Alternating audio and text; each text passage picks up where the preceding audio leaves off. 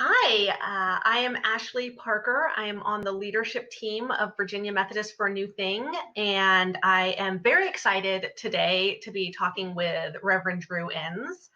I am going to be very clear. This is the first interview that I have ever conducted, so I hope Drew and anyone watching will be patient with me. But Drew, thank you for taking the time to chat with me today. Hey, thanks for having me. It's really exciting to be here. I'm looking forward to a more conversational, thing where we're talking about this case and what's going on. And so I'm really very, very thankful for Virginia Methodist for a New Thing, and you, Ashley, for inviting me to be a part of this space. Just a mutual love fest. So Drew, tell us just a little bit about yourself and kind of who you are and why we're here today. Yeah, so I am a dad of three kids. My wife and I have been married 10 years, 11 years. Ooh, I almost made we probably won't edit that one out. Well, on the chin for that. But I'm the campus minister at Arise Campus Ministry, which is an ecumenical campus ministry made up of 5 different denominations. So you are a Methodist minister, but you're not at a Methodist church currently. That's correct. An ecumenical campus ministry is where I am, and with that comes a lot of amazing relationships outside of our Virginia conference, but in other places as well. And I've been doing that now. I'm finishing my 5th year, and it's just been a blast to be a part of that. So I love campus ministry. I love college students. I love that time of life where people are just figuring out exactly who they are and what they're called to be. Yes. Well, we are here today because you officiated a same-sex marriage in your capacity as a Methodist minister. So how did that come about? How did you get asked to officiate this wedding? So I actually got asked by some students who I've known since they were in middle school. And the student came up to me, just like any other person who wants to get married, wanted someone who is important in their life to officiate their wedding. We had a conversation about it. And this is a student that I baptized. This is a student that I helped confirm, that I helped all through youth group, had dinner with their family home, et cetera, et cetera. And so there was no way that I could be honest to that person in living out the baptismal and confirmation vows that we ask during that time. When we say we're going to love, support them, um, it's just not honest to then say, well, now I realize that you're gay and you're no longer someone deserving of the love of the church that I promised you all those years ago. And so for me, this is a very deeply pastoral act.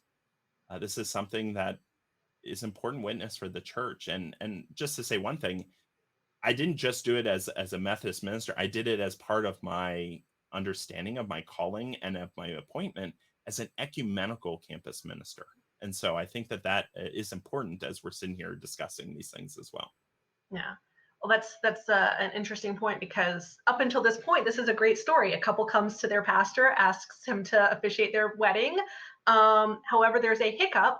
So what is the current status of the Methodist policy about same-sex marriages and officiating them? Yeah, so you can't do it. You're not allowed to do it. And so what happens is you're not supposed to do it. You can do a whole bunch of different things at a wedding, but you're not allowed to be officiating in any official capacity. You're not allowed to do vows. You're not allowed to do a couple of other things as well. Just anything that makes it look like you're officiating. And so I just wanted to name that. I decided, again, because of the witness and because of the promises that I made, not only at my baptism, but at this student's baptism and their confirmation, it just was totally dishonest of us as a church for me not to officiate their wedding. And did you and this couple, so I do want to say the couple has not named themselves. They are not out. So we're not going to I don't actually know who they are. So it's not an issue here, but we're not going to go too deep into their story because that's theirs to tell. But did you and this couple have a conversation about the Methodist policy? Did they have concerns about asking you? Did you have concerns about, the position they were in or anything like that? Yeah, so we talked about that and we discussed what the possibilities were. And what we came to decide was that we're part of a covenant as clergy people. And so it was important to me to live into that covenant, to be able to alert the bishop, both before the wedding happened and afterwards, if I decided to officiate, to be able to say, this is what I've decided to do. And I understand that there's going to be a consequence for that. And so had a conversation with someone who believed that, yes, there should be a consequence, but it should be restorative and not punitive. And so that person, Amanda Miller Garber, decided that she would be the one to turn in the complaint after the wedding was officiated, and so that we could be able to continue to live into the covenant we have with our other clergy people. And so we talked about that with the couple. The other thing with that is that it takes out all the shame that might happen. I have heard stories of people taking pictures of their friends or their family members' very exciting day and happy day, and that was used some way to harm them and to harm the minister who's officiating the marriage. And so we decided we didn't want to do that. We didn't want to put that pressure on any of the guests. We wanted this to just be a wedding, that the couple could just enjoy who they were, their love that they have for one another. It is a gorgeous ceremony, by the way, and they could just be married. They didn't have to worry about keeping it secret, protecting me, any of that kind of stuff. We could just focus on the love that they have for one another, the love that was ordained by God.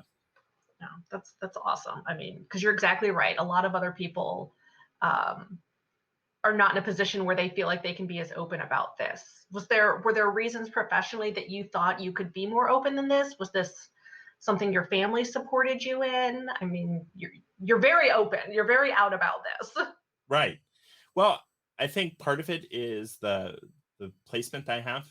I think it's important that our students who identify as LGBTQ plus at Arise know that when we talk about welcoming and affirming them, that it's not just when it benefits us for numbers, for campus ministry events, for their volunteer hours, but that it really means that we really love them and we really want them to know that God affirms them. And so for our students, it was really important that we said yes to this. I've also heard Amanda Miller Garber has told me before of her experience of saying no to a couple and how much regret she has over that. And so I didn't want to live like that. I didn't want, honestly, 30 years from now to be looking back on this moment and say, I could have done so much more, but I didn't. I didn't want to feel like a coward. I wanted to be able to look at my grandkids in the eyes and say, I did everything I could. I heard enough of that from my grandparents about the civil rights movement. It was a different time. You wouldn't understand. I just didn't want to repeat that. So my family was very supportive. My son was actually the ring bearer in the wedding. And my spouse was very excited to do it. We had talked about the consequences ahead of time, that there would be some consequences. Now, I will say this. I never imagined what it has become. Never, ever imagined that. But they've been so supportive, and my family has been great. I mean, we'll talk a little bit later, I'm sure, about the harm that has come for them as well. But they are incredibly invested in this. Yeah. They continue to be so. That's great. Yeah, so you speak about some consequences. So you had your friend who decided that she was going to be the what's the term the complainer? What's the term we use here? The complainant. Complaint. Correct term. Okay. Yeah. But it turned out that she wasn't the only one, right? Right. So I think it was less. See, it's been 600 days since all this happened, but I think it was about 24 hours before we were to meet for the first time in a supervisory response meeting, which is the first step in this. So just to back up a sec. So Sure. Someone complains to the annual conference to the bishop. Yes. And in our case, that's Bishop Sharma Lewis, Bishop Yes. for the Virginia Annual Conference. So someone complains, and then there is this supervisory response. That's the first thing that happens then? Yes, and that time is 90 days from the time that the complaint is received. And so it's really boring stuff, right? Like when we have to start getting into number of days and counting, and that's where I am. I just never stopped after 120. I just kept going up to 600 plus. And so we're sitting here and yeah, so we're 24 hours out from the supervisory response period where we hopefully are able, the goal of the book of discipline is always to come up with a just resolution. And that's really important to note that the book of discipline's process is about addressing the harm that actually is committed and then being able to say, okay, so how do we make things right? And so we go into this 24 hours before and we get an email that a second complainant has been accepted. And this person is a district superintendent who, problematically for me at least, is that they have the legal name of the couple, which has only been able to be gotten through either the first complainant, myself, or the bishop's office. And so in the Hacking Christianity article we wrote, I just can't imagine another scenario other than somehow that complainant got that information from that first complaints letter from the bishop's office or someone else on the bishop's behalf. And so And that should have been private, I assume. I would think so.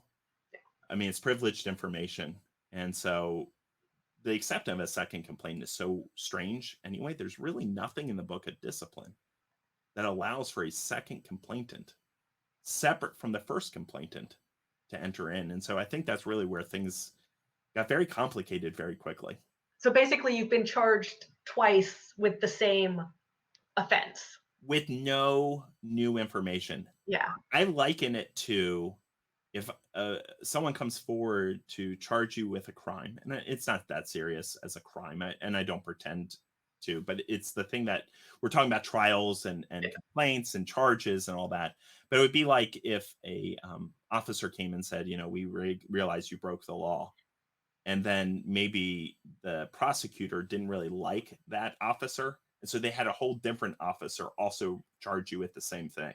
So now you're trying to deal with two different people, two different ideas of what is appropriate, what harm was caused, et cetera, et cetera. It's incredibly confusing to me, and I can only imagine to everyone else who's been following my case. And so I apologize. It never was my intention to make it this confusing. All right, so you've started the process, you've gone through the supervisory response, you did not come to a just resolution, I presume, because it's now 600 days on. That's correct. Yeah. So what should have happened next, or what did happen but has not finished? So within all of this, because General Conference was postponed, we really had the opportunity there were a couple of things that could have happened. Number one is the bishop could have either dismissed the case outright or passed it along to what's called the council for the church. And that's basically another pastor who serves as like the prosecutor in the case. And it goes to the equivalent of a grand jury to try and certify the charges. They call that the committee on investigation. And then it goes to a trial with a jury of other pastors to determine A, if I'm guilty, and B, what the punishment should be. I'm really simplifying this. And so, well, somebody is going to be in the comments like, oh, well, that's not technically, it's close enough for what happens. But I do think it's really important just to know that, that's what should have happened. It should have been passed over to the council for the church. And again, the book of discipline is beautiful because it still recognizes the importance and the priority of a just resolution. So a just resolution can happen at any time during the process, not just during the supervisory response time. And so for the just resolution, you and the complainant have to agree, or you, the complainant, and the bishop? How many people have to resolve this? My understanding is in the supervisory response time, the complainant, the respondent, and the bishop have to agree to it. In the judicial phase, it then becomes the council for the church that has to agree to it. So it's almost like a plea bargain with the DA. You kind of work it out, but the bishop is no longer should be really involved. It should pass over to the council for the church. That's where we've stalled out then. That's where we are. As one of my friends likes to call it, it's the end zone. I'm not that creative with puns or anything like that, but it really is a period of time outside of the book of discipline. Yeah. I, I, I cannot understand the concept of 600 days. And that's how long you have been in this state of limbo, sort of. Yeah, Um, 600 days from the time the complaint was made, and it's actually more than that now, but we're coming up on June 3rd on 500 days since it was supposed to be passed over to the council for the church. and what is your understanding about why it hasn't been? I haven't gotten an answer. I've asked, Okay. and I was told specifically I would know when it happened. Now, I will say this.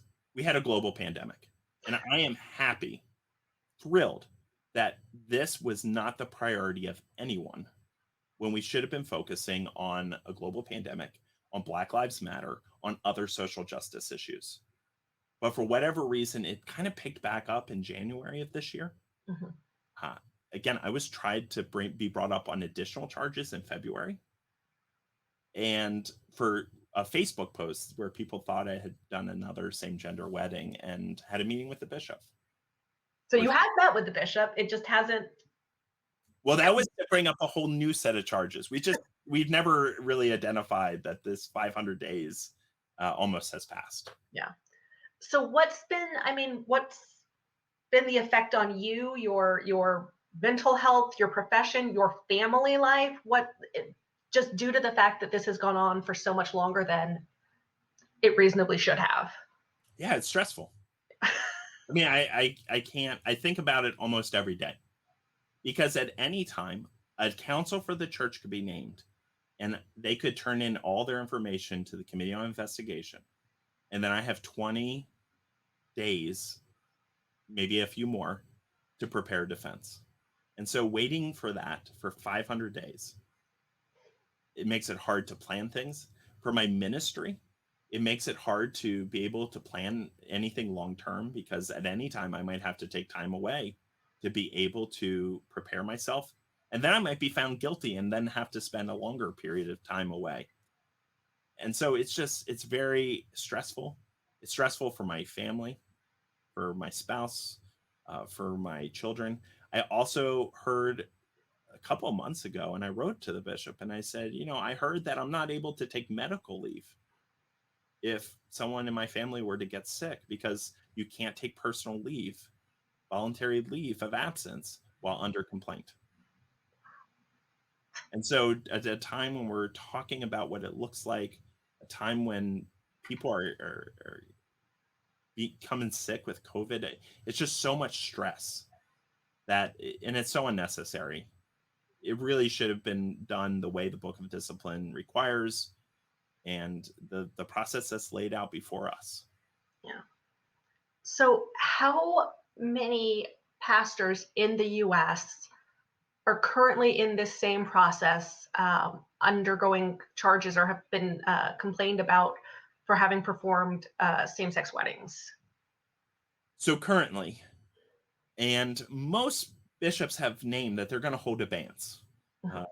according to the protocol of reconciliation and grace through separation. So So most pastors have said, or most bishops have said, that they're not going to follow up with charges until we know what's going to happen with the Methodist Church in a year and a half from now. right. So they've named that. Mhm. Some have not come out publicly and said anything as well. So it's not like everyone else has said they're not going to do it, and Bishop Lewis is the only one who said that she would continue with complaints.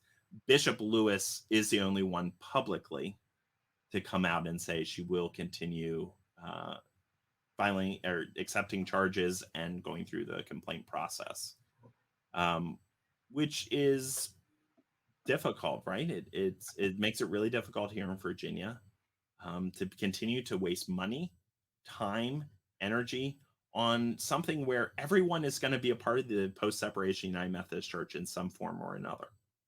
Everyone is. So it's a little silly to be able to do that.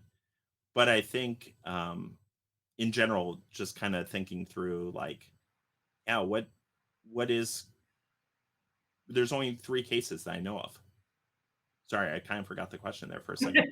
There's only three people that I know of. Now, other bishops may have complaints that they're holding in abeyance and haven't announced it Sure. publicly, but there's three cases.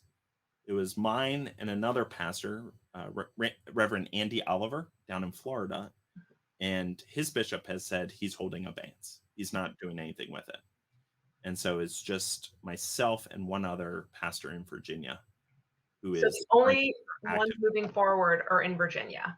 That's correct. So Bishop Lewis is the only one who is currently moving forward, or not moving forward, as your case feels like, I'm sure. Well, and again, she has chosen to try and bring me up on additional charges, which is moving forward.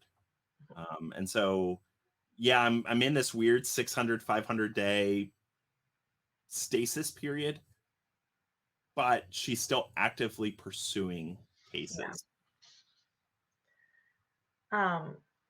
So we've had a couple of people who wanted to know what are the possible outcomes of this. Is trial the right term for the next stage? So we're in the judicial phase. So if it gets through committee on investigation, if it gets through the trial, I could lose my credentials. Now, I think that would be a bit extreme because even the traditional plan, which was passed in 2019, their recommendation for the minimum penalty would be 1 year unpaid suspension. That's the minimum. That's the minimum according to the traditional plan. Okay. So it's unclear as to whether or not I fall into that. We're continuing to have questions, but it would be, I guess the official thing is I could lose my credentials, but probably not. It'll be probably something with a long-term suspension. Mm-hmm. And then do you get to appeal the decision if it's not in your favor?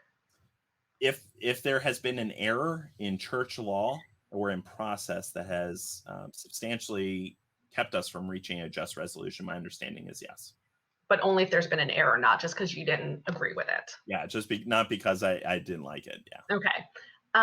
If you lose your credentials, could you get re-credentialed in another annual conference, or are you done as a Methodist pastor, period? I think I could get credentialed in another conference.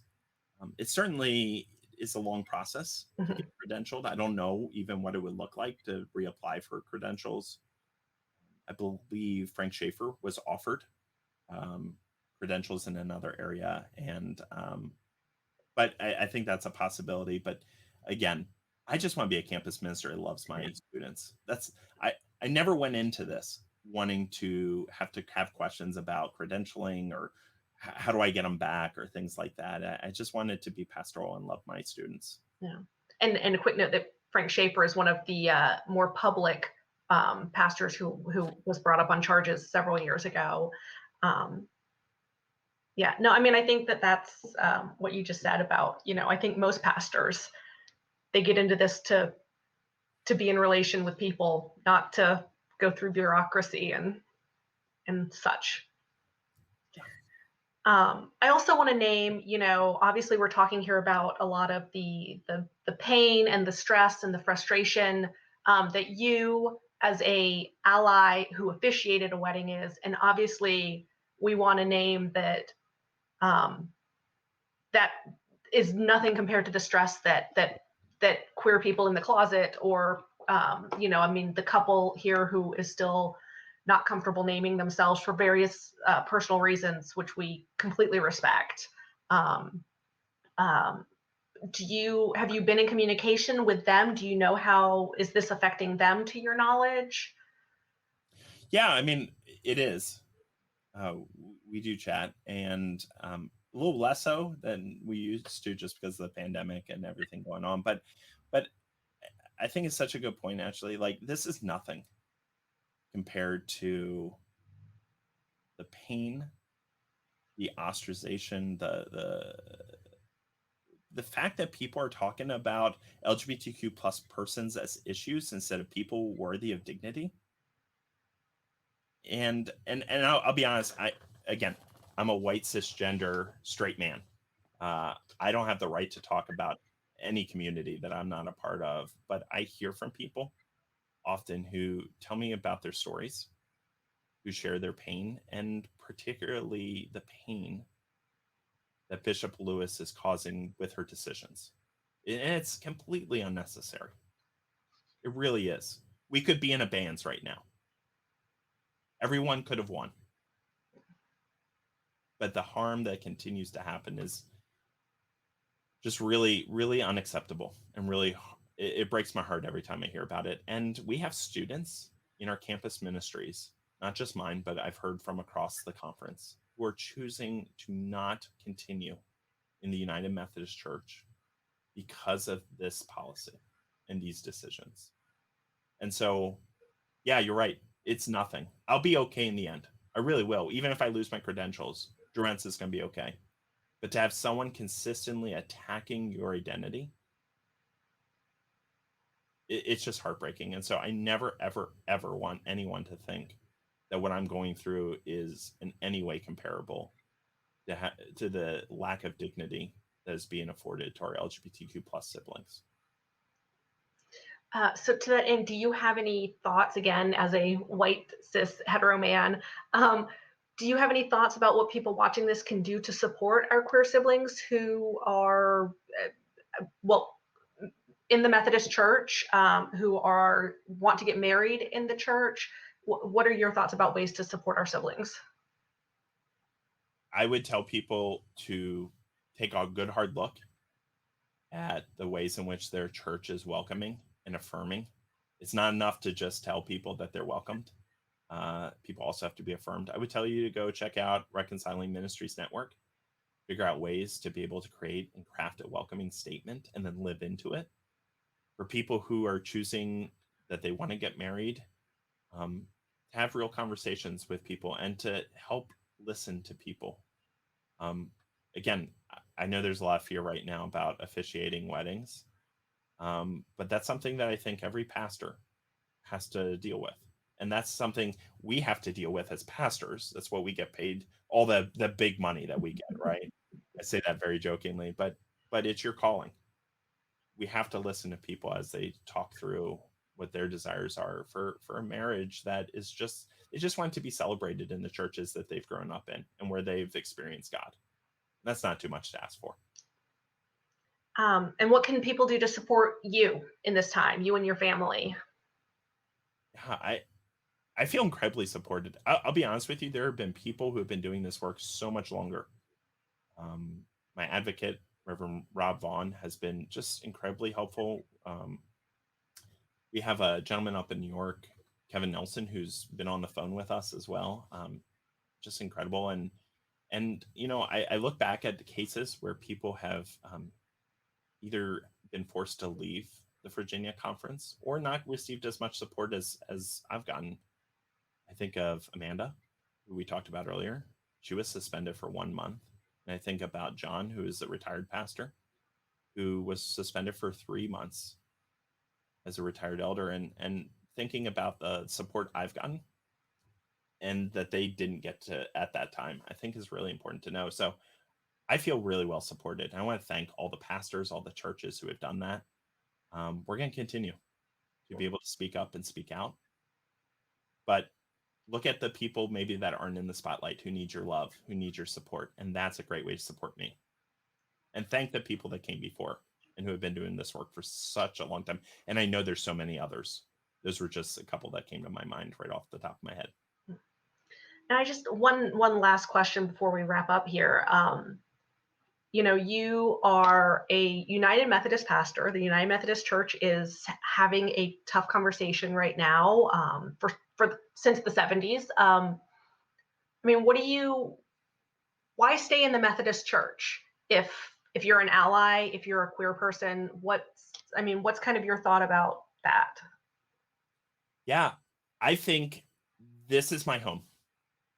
This is where I found Christ. This is where I was baptized as a baby. This is where I was confirmed. This is where I felt my call to ministry. This is where I served in youth group. This is where I went to college and got to preach the first sermon that I can't believe that the senior pastor at the time let me preach again, looking back on that manuscript and even imagining how cringy it was. This is the place where I experienced friends and grew community. United Methodist Church has great theology, great people, and it's worth fighting for, especially for those of us who are aspiring allies. And I say inspiring allies because I don't always get it right, but I try. And I know other people are trying too. I don't know what I would tell LGBTQ plus persons, because again, that is a different situation when there's an institution actively doing harm to your personhood. I don't blame anyone for leaving, but as an inspiring ally, it's our job to fight and not to allow our silence to show that we're being complicit in homophobic and white supremacy or any of the other oppressive systems that might exist. United Methodist Church is worth fighting for. Yeah, I love that answer. I threw that question at you. It wasn't in our prep session, so that was a great answer. Thank you for taking the time to talk with me, and thank you to everyone who's been watching. Drew, you're going to do a Q&A session as a follow-up to this. Is that right?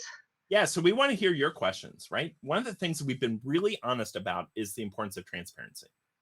And so if you have questions, you can drop me a line. I'm sure somewhere in there we're going to put an email address or things like that. And then I think we're going to do a live question and answer session on my Facebook page. I think it's at Ensz Defense. I didn't even mean for it to rhyme like that, but it made like so much sense, at 8 o'clock on June 8th. And so we'll be able to take a few more of your questions. I hope what I said was helpful. I realize, again, we're having a conversation. We had a small prep session, but we really wanted this to be authentic.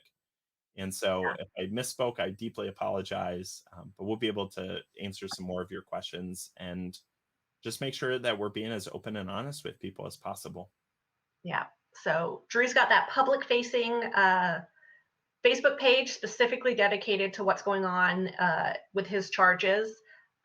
We will have a link to that. Virginia Methodist for a New Thing has Facebook pages as well. You can also check out our website, anewthingva.com, and we'll have some resources in the side here whenever you click on this video. Thank you again, Drew. This has been great. Thanks, Ashley, again, for your wonderful questions and for all the work you're doing, and for Virginia Methodist for a New Thing. I really do appreciate it.